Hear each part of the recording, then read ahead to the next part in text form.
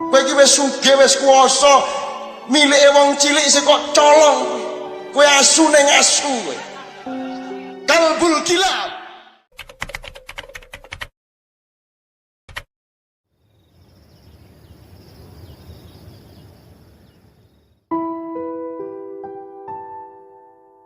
Perkenankan saya memenuhi janji dulu singkat saja mengenai Mbah Marijan sama Nyai Roro Kidul. Nyai Roro Kidul dulu, jadi memang Ustadz Ba'da tsunami itu kan 26 Desember. Gempa itu kan pernyataan Allah wa'agi dukaita. Semua orang sibuk dengan Gunung Merapi. Dan Sri Sultan sendiri menyatakan Gunung Merapi akan meletus 10 hari lagi. Sehingga semua tim SAR dan lain sebagainya dikerahkan ke daerah utara. Allah menyatakan wa'agi dukaita. Kowe rasa aran-aran, rasa bagusi. Sakarep-karepku, lek ngelek ngekei pipiling nang kowe, peringatan kepada Anda semua, kepada kamu semua. Intinya begini. Pusat gempa itu di Imogiri, Habib. Di sana ada makam Raja-Raja Mataram. Dan itu retak-retak sehingga sekarang tidak bisa kita rekreasi ke Imogiri, ke makam itu. Jadi kalau pakai istilahnya Habib Umar, itu memang era berakhirnya kekuasaan Nyai Roro Kidul. Karena kerajaan dan raja-raja yang berkoalisi dengan spiritualitas Nyai Roro Kidul itu adalah Raja-Raja Mataram. Dan ini sudah berakhir. Sudah 500 tahun sudah Mojopahit hancur. Sekarang kita harus kembali kepada zaman baru. Sekarang akan muncul Demak yang baru, kerajaan Islam yang egaliter, yang maritim. Tentu saja bukan Indonesia akan menjadi kerajaan Islam, tidak, tapi berwatak seperti itu. Karena dulu kan ceritanya Mataram itu lahirnya karena gembelengan nih rojo-rojo Islam. Sudah bagus-bagus bikin Demak, tapi kurang istiqomah, setelah itu jadi Pajang. Dan pada saat Sultan Hadiwijaya ini kurang serius juga memerintah dan tidak bisa mengatasi pertentangan antara Sunni dengan Syiah pada waktu itu. Dia bertengkar dengan Aryo Jipang atau Aryo Penangsang. Aryo Jipang itu seorang Syi'i, muridnya Sunan Kudus. Kalau Mas Karepet atau Hadiwijaya itu muridnya Sunan Kalijogo. Artinya dari zaman itu sudah ada pertentangan antara Sunni dengan Syiah dan ada pertentangan antar etnik maupun kelas, seperti yang terjadi pada Indonesia sekarang. Itu tidak bisa diatasi sampai meninggalnya Sunan Kudus dan Sunan Kalijogo. Sehingga yang terjadi kemudian adalah peralihan yang aneh dari Pajang ke Mataram. Anaknya Sultan Hadiwijaya yang namanya Pangeran Benowo tidak tahan melihat konflik politik yang multipolarisasi itu. Sehingga dia kemudian memilih untuk melakukan gerakan kultural. Beliau bikin pesantren di daerah Banjarnegara, Banyumas. Sehingga kerajaan kemudian beralih ke Mataram, loncat secara keningratan dari turunan Mojopahit Demak menuju garis yang lain sama sekali, yaitu Ki Gede Pemanahan dan Panembahan Senopati, atas strategi luar biasa dari politisi yang bernama Ki Mondoroko atau Ki Jurumartani. Nah, apa bedanya Demak, Pajang dengan Mataram? Bedanya adalah selama kerajaan Demak dan Pajang, setting atau kekuatan atau koalisi spiritualnya adalah dengan para wali. Tapi begitu Mataram berdiri, kekuatan dan wibawa para wali digantikan oleh mistik atau khayal atau bid'ah yang namanya Nyai Roro Kidul. Dan kemudian itu berlangsung meskipun coba disembuhkan oleh Sultan Agung, tapi tetap saja Nyai Roro Kidul berkuasa sebagai mitologi, dan itu berlangsung sampai Indonesia merdeka, sampai zaman Soeharto. Tetap Nyai Roro Kidul yang menjadi acuan. Kalau dulu itu Jawa Islam, zaman Demak, zaman Mataram itu kan Jawa lah, ning lah Islam. Nah, mulai Mataram nganti Pak Harto kuwi Islam Jawa. Ya pancen wong Islam ning Jawa. Jadi Jawanya lebih dominan daripada Islam. Soeharto berakhir, kita tidak punya pedoman. Kita masuk ke reformasi Dan kita tidak punya pilihan apa-apa kecuali mengembangkan nafsu yang tertahan selama 32 tahun. Akhirnya begitu reformasi terjadi, yang berlangsung adalah Soeharto melampiaskan diri. Semua menjadi Soeharto, semua menjadi koruptor. Nah, gempa kemarin menunjukkan berakhirnya era Nyai Roro Kidul. Ya tentu saja kita bukan tahu segala sesuatu, tetapi kita tetap harus punya hisab terhadap zaman. Kita harus punya muhasabah terhadap apa yang terjadi di dalam sejarah kita. Maka seluruh gerakan kayak Gambang Syafaat, Mocopat Syafaat, Kenduri Cinta, Padang Bulan, dan lain sebagainya, Paparandang Ate, Talika Asih di berbagai tempat, kita puncai dengan rokaat terakhir di Surabaya yang namanya Bang Wetan. Bang Wetan sudah berlangsung 1 kali dan seperti ini lumayan solid. Yang kedua nanti bulan Oktober tanggal 6. Bang Wetan itu memakai idiom dari wayang, karena sekarang ini lingsir wengi, pepeteng, bebendu, beboyo, memolo, memuncak sekarang ini, sehingga kita menunggu datangnya semburat merah di timur, tanda lahirnya matahari yang baru. Itu istilahnya dalam wayang Bang Wetan, abang-abang seko wetan. Wetan ini tidak harus Surabaya maksudnya, tidak harus Jawa Timur maksudnya. Wetan itu artinya wis to diapa-apake, lahire apa wae iki ning wetan. Seko wetan ku ngulon njur kiamat. Lah nek kowe sekarang yang terjadi adalah matahari lahir dari barat, terbit di barat. Maksudnya cara berpikir Anda dilahirkan oleh kebudayaan barat, oleh cara berpikir barat, oleh filosofi barat. Sedangkan Anda tahu semua ilmu pengetahuan dari kimia, kedokteran, musik, semua lahirnya di timur. Minal Masjidil Haram, minal Masjidil Aqsa, alladzi barokna haulahu linuriyahu min ayati. Jadi kita akan kembali ke timur. Semua ilmu-ilmu barat akan belajar ke timur. Anda tahu semua pemusik barat di puncaknya mereka belajar kembali ke timur. Sting saja menjadi istimewa ketika pentas dengan pemusik Islam Turki, dengan pemusik India dan lain sebagainya. Mereka semua sekarang belajar ke timur. Apa yang dimaksud belajar ke timur? Belajar peradaban dan antropologi timur yang memang merupakan dasar peradaban dunia. Nomor 2, secara teknis belajar cara berpikir timur. Lihat itu gempa di Jogja, 4 hari setelah gempa tanggal 27 terjadi gempa yang lebih besar, yaitu ketika Wakil Presiden menyatakan akan memberi 30 juta kepada setiap orang yang rusak rumahnya, dan itu tidak pernah tercapai sepeser pun sampai hari ini. Itu gempa yang lebih besar. Orang Bantul sudah bangkit, tapi begitu mendengar 30 juta mereka berhenti. Tidur lagi, dah. Gara-gara diiming-imingi 30 juta, teman-teman sekalian. Nah, mari kita belajar sekarang ilmu timur.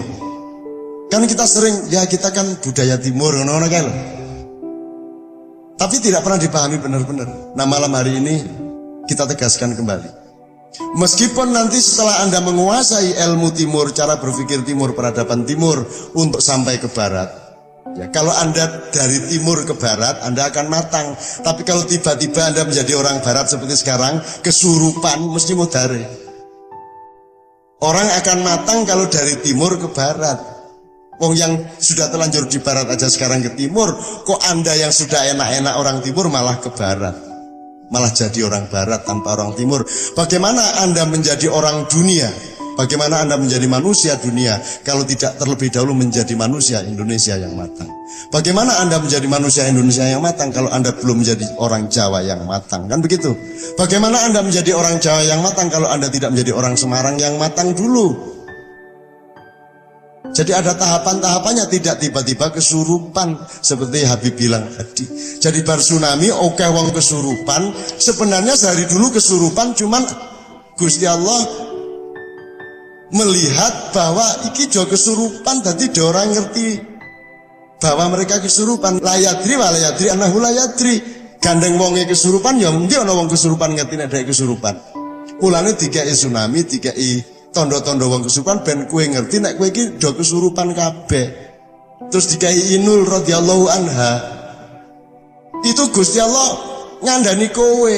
Mergo kowe iki dendina mung nyembah bokong. Ning kowe ora sadar dikai inul ben ngerti nek kowe iki nyembah bokong.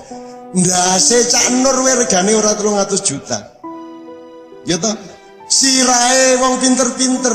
Muhammad Hatta sapa sing regani? Habibie dibuang. Jadi kepala dimurah-murahkan, dibuang-buang, pantat dijunjung-junjung. Itulah bangsa Indonesia. Apalagi kalau saya ulang ilmu sholat. Ya toh? Lho bokong kuwi kan penting banget untuk menunjukkan wudumu ki sah apa ora. Wong sing ngentut bokongmu sing diusui tangane karo raine. Apa sebabnya? Mergo sing merupakan kepribadianmu adalah display dari wajahmu, representasi dari wajahmu. Makanya wudu itu kan memelihara martabat. Janjane sing ngentut lak dudu dheke. Sing ngentut ora dicawiki. Dut nunjuk wudune lak sendure to. Apa sebabnya? Karena manusia terletak di wajahnya, tidak di pantatnya. Lah kok kowe iki tuku tiket dinggo dibokongi, kuwi lak sak rendah-rendahe wong. Anda tidak ada gunanya sujud. Karena sujud itu menunjukkan betapa orang yang salah langkah itu pantatnya akan tertinggi tempatnya dalam hidupnya dan wajahnya akan paling rendah. Lah ngene ta nek sujud. Kiraine iki lah kowe iki wis dadi ngono kuwi. Dieleki karo Gusti Allah dengan didatangkan Inul. Jadi Inul itu bener radhiyallahu anha. Gitu teman sekalian. Ini sangat serius, Nah itu yang tentang Nyai Roro Kidul. Jadi sekarang minimum itu doa kita dan kita harus akhiri ini semua penyembahan pantat ini harus kita akhiri. Tapi kita kembali ke wajah kita. Siapakah wajah kita? Keindonesiaan kita. Kan kalau Anda mengingat Yai Budi misalnya, oh Yai Budi sing dieling-eling apa nih? Sing dieling-eling ki wajahnya apa pantatnya? Wajahnya. Misalnya Yai Budi diwawancarai Suara Merdeka sing difoto apa nih? Apa no wawancara close up nunjuk sing difoto bokonge ngono. Nah gitu. Nek gawe KTP yang difoto apanya? Wajahnya. Ini ilmu sederhana. Tapi orang tidak pernah paham. Nah mudah-mudahan dengan doa kita, dengan gerakan-gerakan yang kita puncai di Bambang Wetan Surabaya, itu akan muncul betul manusia Indonesia yang siap menjadi pemimpin esok pagi. Dengan nyanyi Indonesia Pusaka, ya. Nanti Indonesia, gitu ya. Nanti oke. Mbah Marijan 1 jam setelah BMG menyatakan Gunung Merapi status siaga, turun dari awas ya. Justru ketika dinyatakan siaga maka muncul asap. Wedhus gembel itu. Dan Mbah Marijan ketika itu tidur-tiduran di masjid. Terus digugah karo anake karo tangga-tanggane, "Mbah, niki wedhus gembele pun tekan mriku lho, niki monggo melayu mawon ngungsi." Mbah Marijan karo kaya Yai Budi nek usap-usap meneh ya sedekah ngono kae. Mbah Marijan yang ngene ayo ben kae sing duwe karep arep ngopo meneh kae lek ana sing duwe ya ben wae kene manut wae Mbah Marijan. Aning kan semua sudah pada takut sehingga Mbah Marijan dipaksa untuk bangun. Terus Mbah Marijan keluar dari masjid di depan rumahnya dan wedhus gembel asap panas dari Merapi itu sekitar sudah 200 meter dari situ. Terus Mbah Marijan kuwi kanca atau kekancan karo Merapi lak wis friend to ket biyen deh.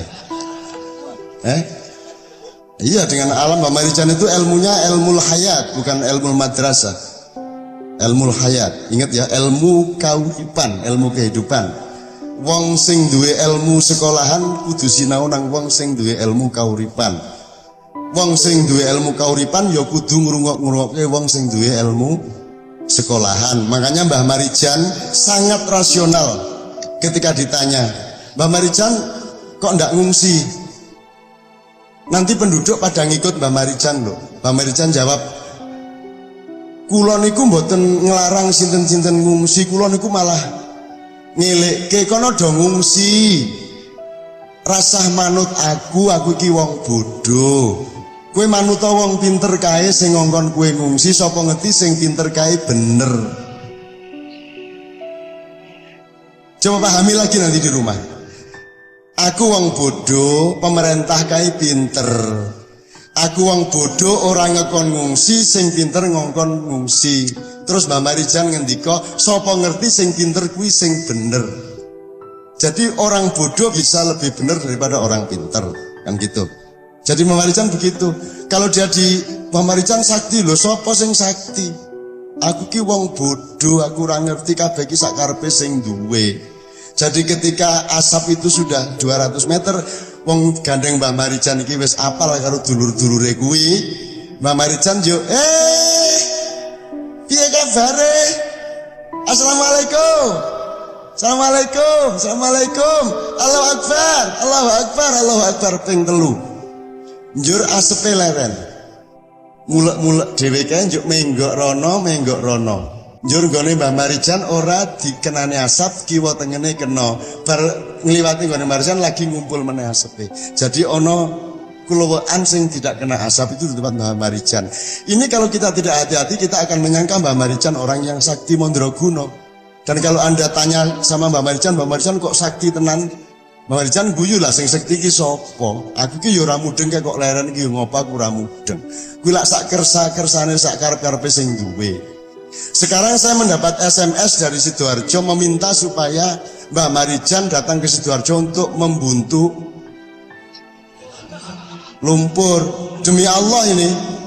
Dan terus tak, loh kok Mbah Marijan ya, karena semua sudah mandek ini, teknologi tidak mampu, dukun-dukun sudah ratusan kumpul di sana tidak mampu, siapa tahu Mbah Marijan bisa. Aku terus tak kei nomor telepon, iki teleponan lewat kene kowe iso sambungna Mbah Marijan, kowe mesti mung diguyu karo Mbah Marijan. Mboten saged kula, ngendhek napa-napa mboten saged. Yang terjadi bukan Mbah Marijan mampu menghentikan asap. Yang terjadi adalah Mbah Marijan orang bersih hatinya, oleh Allah disayang, sehingga pada momentum itu tidak dikenai oleh asap dari Gunung Merapi. Nanti sore kalau dia mungguh, kalau dia riak, dia kabur, mungkin Allah tidak mengizinkan lagi perlindungan itu. Jadi sekali lagi, la haula wala quwata illa billah, tidak ada orang sakti. Makanya kita sayang-sayang Mbah Marijan ini jangan diyuwaswi sufi sudurinas, nanti dia ikut kesurupan. Kayak wong ampuh kayak istiqomah ora kesurupan. Wani ngendika nek sultan ki ya kaping 9 sing kaping 10 nika lak gubernur. Ngono ki nek jaman biyen wis dipateni kuwi.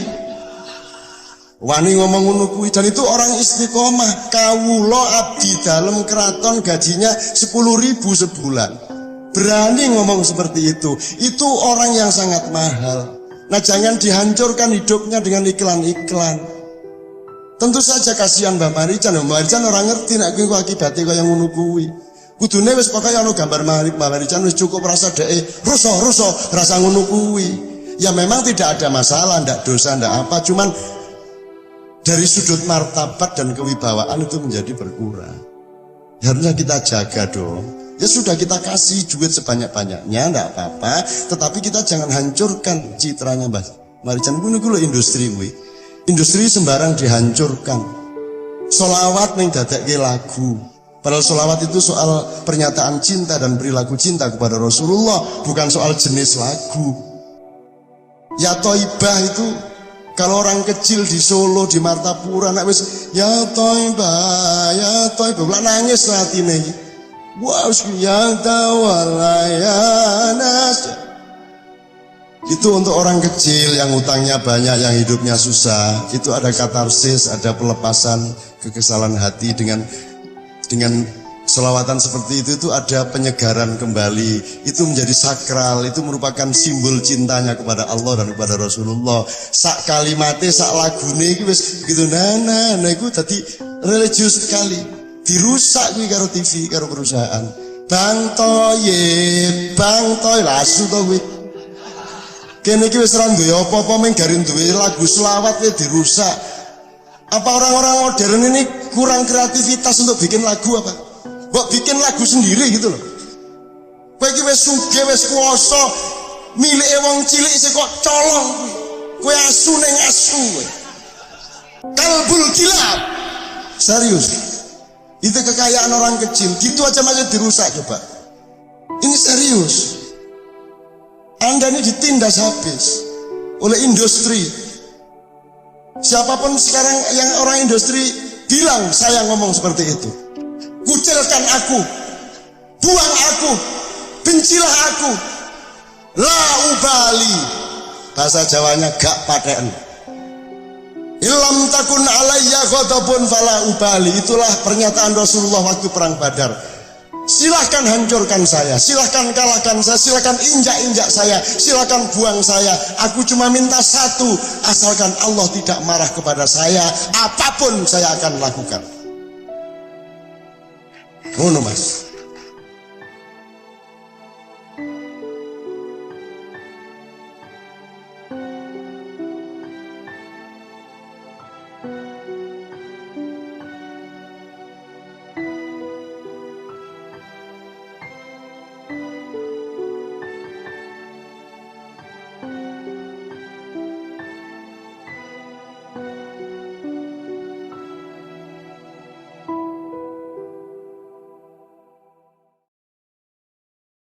Assalamualaikum. Selamat datang di Pewali Ma'iyah. Berikut ini adalah kutipan video sinau bareng tahun 2006. Dan sebatas yang dapat kami tangkap, kurang lebih berikut ini ulasan, rangkuman, atau pointernya. Pada intinya, garis besar dari video ini adalah perihal kesurupan, Nyi Roro Kidul, dan Mbah Marijan. Dan poin yang pertama adalah Mbah Nun bercerita bahwa pasca tsunami Aceh tanggal 26 Desember, kemudian terjadi gempa Jogja. Namun, inti yang Mbah Nun ingin ceritakan dari gempa Jogja ini adalah bahwa kala itu adalah tanda berakhirnya era Nyi Roro Kidul dalam tanda petik. Intinya, sejak dulu, hampir selama 500 tahun, Raja-Raja Mataram berkoalisi dengan Nyi Roro Kidul. Namun, gempa itu adalah tanda berakhirnya era Nyi Roro Kidul. Artinya, keraton sekarang sudah tidak lagi berhubungan dengan mitologi Nyi Roro Kidul. Sebenarnya panjang ceritanya. Namun, titik beratnya adalah pasca Majapahit hancur, maka kemudian berdirilah Demak. Namun sudah bagus-bagus berdiri Demak, para pemimpinnya malah gembelengan dan saling bertikai, hingga terpecah belah dan berubah menjadi Mataram. Saat berubah dari Demak menjadi Mataram inilah terputusnya generasi keturunan asli Majapahit Demak. Karena yang keturunan aslinya raja memilih untuk keluar dari keraton sebab tidak tahan dengan konflik yang berkepanjangan. Dari sinilah berubah menjadi Mataram dan mitologi Nyi Roro Kidul lahir. Intinya, saat Majapahit runtuh, kemudian berdirilah Demak. Demak ini kiblat spiritualnya adalah para Wali Songo. Jadi saat menjadi Demak, pusat spiritualnya adalah Wali Songo. Dan saat terputusnya keturunan aslinya itulah, kemudian Demak berubah menjadi Mataram. Dan saat itulah kiblat spiritual raja-raja berubah. Yang sebelumnya Demak berkiblat kepada para wali, kemudian saat menjadi Mataram berubah kiblatnya menjadi mitologi Nyi Roro Kidul. Dan meskipun sudah diluruskan kembali oleh Sunan Kalijaga, bahkan oleh Sunan Agung, akan tetapi tetap saja hayalan mitologi Nyi Roro Kidul ini terus berlangsung. Bahkan sampai Indonesia berdiri, sampai Bung Karno, sampai Pak Harto. Kurang lebih itulah awal mula orang Jawa Nusantara kesurupan mitologi Nyi Roro Kidul. Akan tetapi, Mbah Nun beroptimis bahwa gempa Jogja 2006 itu adalah tanda berakhirnya era mitologi Nyi Roro Kidul. Kemudian, poin selanjutnya, Mbah Nun menarik kepada keadaan Indonesia sekarang, di mana saat ini banyak orang-orang yang kesurupan. Kesurupan di sini, kesurupan dalam tanda petik, yang teman-teman pasti paham. Dalam tanda petiknya itu apa? Jika teman-teman menyimak video ini. Sedikit contoh yang gamblang dari Mbah Nun adalah fenomena yang sempat viral dulu saat Mbah Marijan selamat dari erupsi Merapi atau selamat dari wedus gembel. Kala itu, saat terjadi letusan Merapi, semua yang tidak mau mengungsi hampir tidak ada yang selamat, kecuali Mbah Marijan. Saat itulah semua media dan orang-orang heboh, menyebut Mbah Marijan sakti dan sebagainya. Dan itulah sedikit contoh dari kesurupan dalam tanda kutip. Karena seharusnya orang-orang berpikir yang sakti itu Allah, dan selamatnya Mbah Marijan kala itu adalah karena perkenan Allah, bukan karena Mbah Marijan sakti. Karena menurut Mbah Nun, kalau hal itu terjadi lagi, belum tentu Mbah Marijan selamat. Intinya pada saat itu murni kebesaran Allah, bukan karena Mbah Marijan sakti. Dan terbuktikan pada erupsi selanjutnya. Kurang lebih berikut itu gambaran garis besar dari video ini, sebatas yang mampu kami tangkap. Mohon maaf dan wassalamualaikum warahmatullahi wabarakatuh.